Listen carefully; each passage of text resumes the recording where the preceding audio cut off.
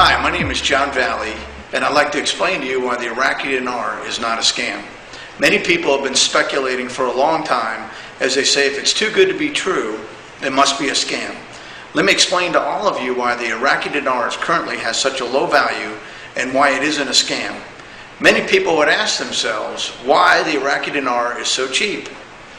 No one would imagine it's a legitimate investment if they did not know about the history of Iraq and they did not understand the mechanism of finance and economics. The first part that you have to understand is that while Iraq has the second largest oil reserves in the world, they are not allowed to legally sell or trade it other than to rebuild its country after the 2003 invasion. And they are only allowed to do so with the permission of the United Nations under an oil for food or rebuilding program. Since the early 1990s, the United Nations put Iraq into a Chapter 7 bankruptcy with sanctions that deemed it illegal for any country to purchase from Iraq. The second part you must understand is even with all the resources a country might have, if that country cannot sell or trade what they have, then they have no economy. Iraq existed like this under Saddam Hussein for over 10 years, by which he asked for loans against the country of Iraq. By doing so, he placed Iraq into serious debts with the entire world. When money is being borrowed and no money is being generated, then interest rate keeps piling up and the country keeps going negative.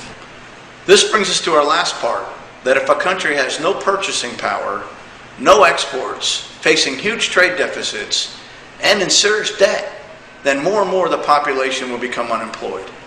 Also consider this, when a currency is not internationally traded, and additionally has a growing inflation rate due to artificially jacking up the economy of a country, then that currency becomes more and more valueless. When you put all this together, you start to paint the picture of why Iraq has so many resources and is so poor.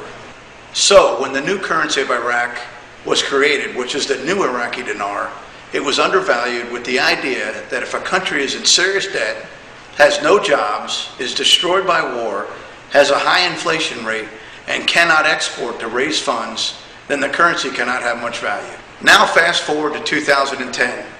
The inflation rate is down from 80% to 5%, and interest rates have come down from 20% to 6%. Every single country is forgiven between 80% and 100% of the debt owed to them by Iraq. Companies are coming from all over the world into Iraq to profit in the long run. Every major oil company is coming into Iraq in hopes to cut the deals for oil production. Iraq is in the process of removing Chapter 7 bankruptcy due to sanctions placed on them in the 1990s.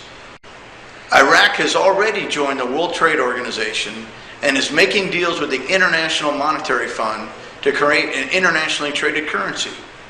All of this will create a perfect situation for a positive change in the currency of Iraq and will create a perfect opportunity for currency investors too.